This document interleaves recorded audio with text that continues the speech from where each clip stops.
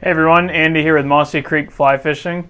Today is Monday, October 25th, and I'm coming to you with your fly fishing forecast for the week. So last week we had some good fishing. Water was a little bit low and clear, but it looks like this week ahead we've got a little bit of rainfall coming through that can replenish some of the streams. So right now, as we're talking, I've got the first drops of our storm coming through outside. We've got a pretty decent system moving through this evening, but it looks like it's going to go through pretty quickly. But if there's any significant changes from this, we'll be updating social media throughout the week. Now tomorrow, Tuesday, is supposed to be a pretty gusty day, so if you do get out and fish tomorrow, be prepared for leaves to be falling, potential for some of the bigger rivers to get choked out a little bit from the leaf litter. But it could be a good streamer day, so if you wanted to get out and do a little trout fishing on some of the smaller creeks, you still could have some decent conditions. Just be prepared for a little bit of chuck and duck fishing in the wind. Then Wednesday looks like it's really going to be the nice day this week if you want to get out and have some better conditions, a nice calm day. Looks like Wednesday will be the go-to for that. And then once we get into Thursday, we've got chance of rain every day from Thursday through the weekend into Saturday. We'll start next week off with some nicer looking weather, hopefully. So let's talk a little bit about what that means for the fishing this week and where we're going to focus our efforts on. We'll hope that the brook trout streams up in the mountains get a nice refill from this rainfall as those brook trout start to spawn.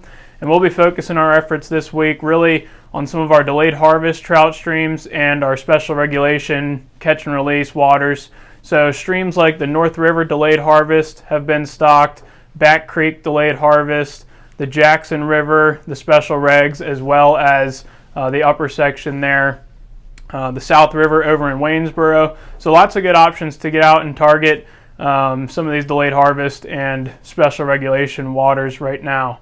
If you're fishing something that's been stocked a little bit more recently, and you can find that all on the daily trout stocking schedule on the Department of Wildlife Resources page, then I would recommend focusing on your attractor patterns still and fishing things like the pink tag jig, the hothead pheasant tails, nitro caddis, patterns with a little bit of color to them.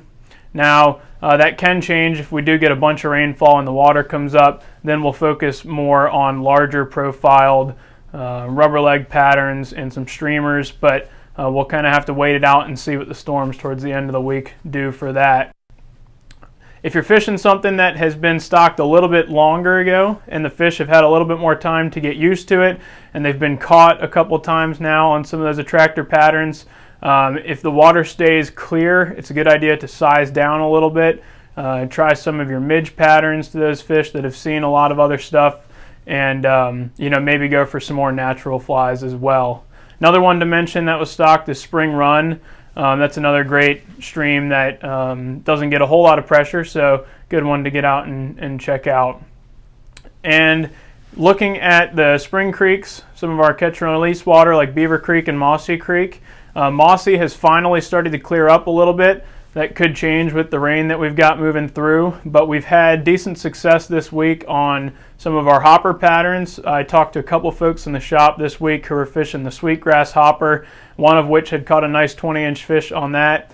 A few other folks caught fish on droppers, and we had fish on streamers as well out there. So I'd play it by ear when you get out there, see what the conditions are. If you've got an overcast, dark day, probably going to be your better streamer fishing days. And then if you've got clear skies, clear water, that's when you're going to do some more of your hopper fishing with a dropper down below. And that's going to be largely true on Beaver Creek as well. We just had a couple folks in the shop who were fishing out there today. Same thing, they said they had a little bit of action on the surface. On terrestrials, ant patterns did well. We're having people catch fish out there as well on hoppers.